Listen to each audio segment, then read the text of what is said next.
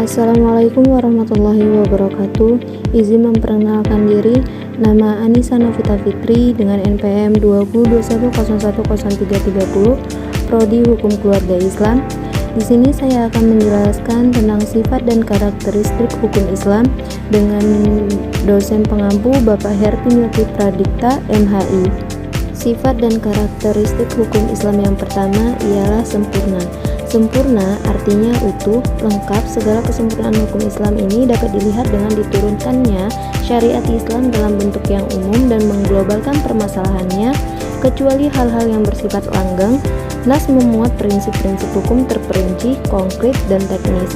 Misalnya masalah perkawinan, perceraian, pewarisan yang diterangkan dengan secara rinci. Sifat dan karakteristik hukum Islam yang kedua ialah elastis. Yang pertama, mudah dibentuk, mudah kembali ke bentuk asal, lentur, dan luas. Yang kedua, mencakup kehidupan jasmani maupun rohani.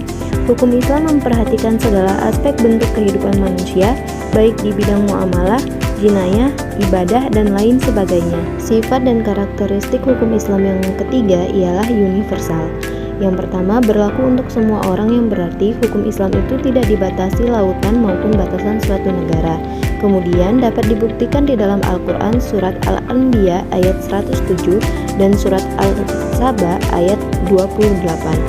Kedua ayat tersebut menyatakan bahwa syariat yang dibawa Nabi Muhammad SAW bukanlah hanya untuk orang Arab saja, namun berlaku bagi seluruh umat manusia yang ada di seluruh dunia.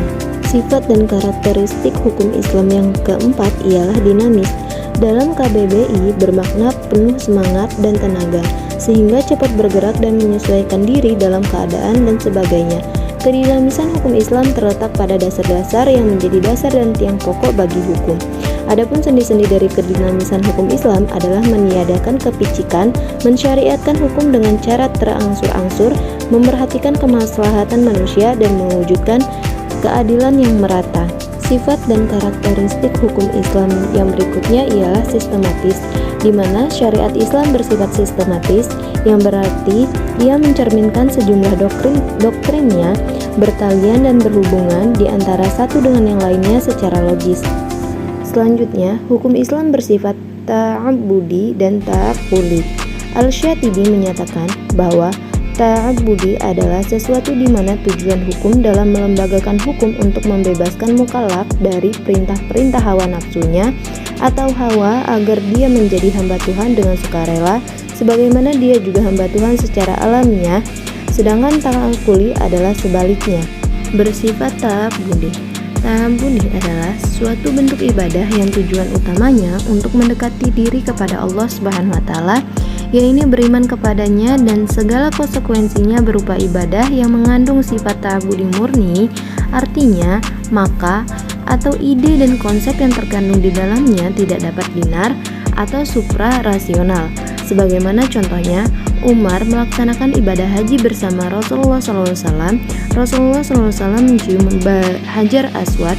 Melihat itu, Umar radhiyallahu anhu berucap, "Kamu hanyalah sebuah batu. Jika aku tidak melihat Rasulullah menciummu, niscaya aku tidak akan melakukan hal ini." Dan yang terakhir bersifat ta'aqquli.